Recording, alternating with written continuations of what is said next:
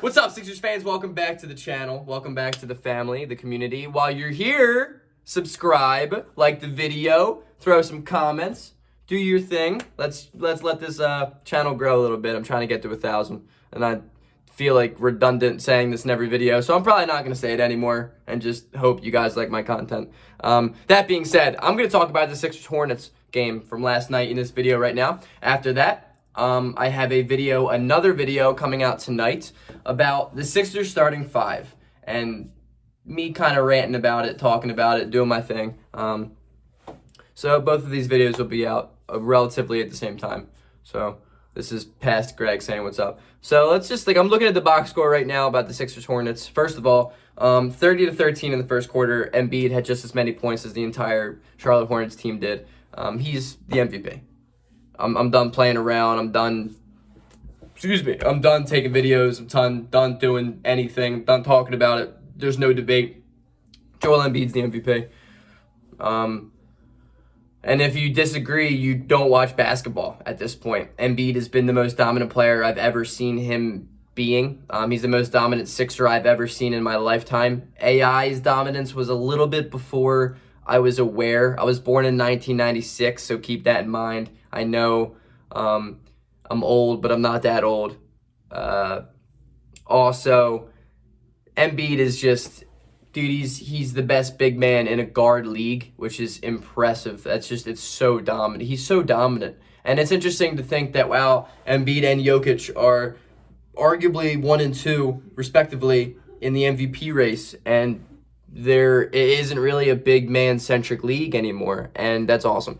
Embiid, I saw, was a 35-10, tied Wilt Chamberlain and Charles Barkley for most games in a row, or averaging 35-10 in a week span. That's what it was. So that's really cool. He's the man for that. Like I said, the Ben Simmons, look at that, clean. I don't show that one off enough. I don't show this one off enough. I gotta show that one off. The LSU, that's like the first ever jersey. But yeah, dude, Ben Simmons is back. Ben Simmons played really well outside of 3 offensive fouls, which is pretty poopy. But he had 15, 9, and 6. But he had 7 of his 9 assists were 3-pointers. That's kind of crazy. If he can work on turnovers, because he's kind of going back to young Ben form in that one. But he could be really good. 35 minutes. Ben Simmons had a good game. I like what I saw out of him. He was aggressive. Got to the rim. He's doing his thing lately, man, and I'm here for that. I like Ben Simmons when he's doing his thing. He had 15 points. I'll take 15 points out of Ben Simmons daily. Embiid had 34 and 11 in 34 minutes. He's such a dominant NBA player. When his mid-range jump shot's falling at the way it is, the Sixers are unbeatable. He's unguardable. His footwork is better than anybody in the league, and he is arguably close to 300 pounds. He's 7'2", 7'1", and his footwork is agile like a perimeter guard. It's really, really impressive. Tobias Harris, man, a quiet 26, 6, and 4 in 38 minutes. Every time I look at a box score, I feel like this man plays 40 minutes.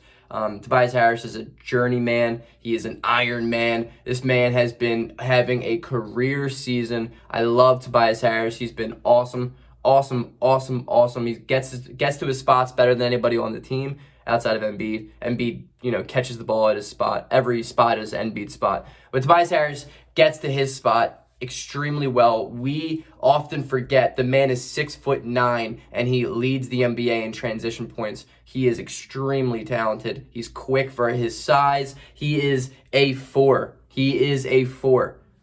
That's why Philadelphia has been so successful so far this year, is because the players are finally starting to play their position. They're finally starting to play their real position. Tobias Harris is not a small forward. He's not. And him stretching the floor out at a 4 is extremely, extremely good for guys like Ben Simmons, for guys like Joel Embiid. Don't even get me started on Seth Curry and, Danny Green. And what I love so much about Danny Green and Seth Curry is, it feels like they alternate really hot nights. Seth Curry did not score last night.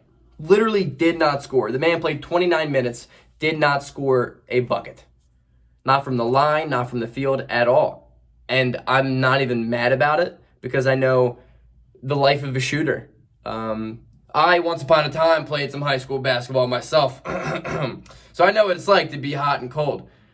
No, but I'm not. I mean, I did, but I wasn't very good for the high school level. I mean, I'm okay. I mean, I'm all right. Like, I'm not gonna lie. Like, I'm probably, no. Seth Curry, dude, it'll come. And what's cool is Danny Green had 16 points. I felt like he shot the ball really well. I'm not looking at, like, his splits right now and how he did from the field. But to me, the eye test, he passed it. He shot the ball well. He had a 4-point play.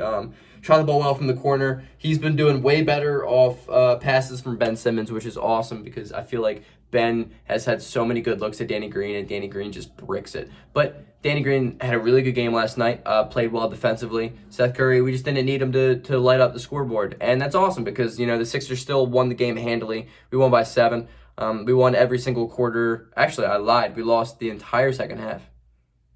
But we ended up winning by 7, and at a point, it just... Third quarter, Charlotte won because they were extremely hot from 3. Contested, not contested, didn't make a difference. I think they were like 6 of 7 from 3. You're going to just lose quarters like that. That's okay. That is okay. But the first half was pure dominance, defensively dominant. Shake Milton had a good game. He had 13 points in 19 minutes. If you follow my Twitter, you would know how I was on the edge of crying. I was ready to jump out of a building because I thought Shake Milton was hurt. I thought he was out. I thought something was bad. It looked like either a hyperextension of the knee or a torn ACL or something. And I was quiet for a while. And when he came back, it was just like a chip off my shoulder. It was just this big relief of stress. I needed it. Dude, Shake Milton's everything to me. If you don't follow my Twitter, gregmelly27, you should go follow that. It's, all Sixers content. I don't really talk about anything else. It's worth it. I'm a big in-game tweeter, big emotional impulse tweeter, so it's worth it. Other than that, man, we played well. Thibault, I gotta admit, I was wrong about him. He's played well. Beginning of the season, I was like, the way this guy is, there's no way he's going to find rotational minutes. He can't shoot the ball. He fouls too much. It's not there. It's not there. And he's played really well. The best thing that's happened to him was Korkmaz going out. It just gave Thibault, more of an opportunity and less of a leash, and it really let him open up. And it's huge. That's what the Sixers needed. For the Hornets side, man, I love Miles Bridges. He had 16 and 8. He's the man. He's such an athletic freak. He's such a fun player to watch. When LaMelo Ball and Miles Bridges are on the court at the same time, a.k.a. Airbnb, Miles Bridges, that's a dope nickname. Good for you. It's awesome. The Hornets are fun to watch. They're really, really fun to watch. Gordon Hayward did a good game. Gordon Hayward's a good player. He's a good player. I love that he's so much better for Charlotte than he was for Boston because I just hate the Celtics.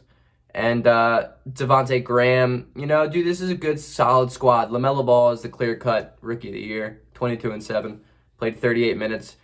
I mean, I would assume his plus-minus is better than anybody else's on the team. They play way better when he's on the court than when they're running out other guard lineups. And my man Malik Monk, who I will never give up on in my life.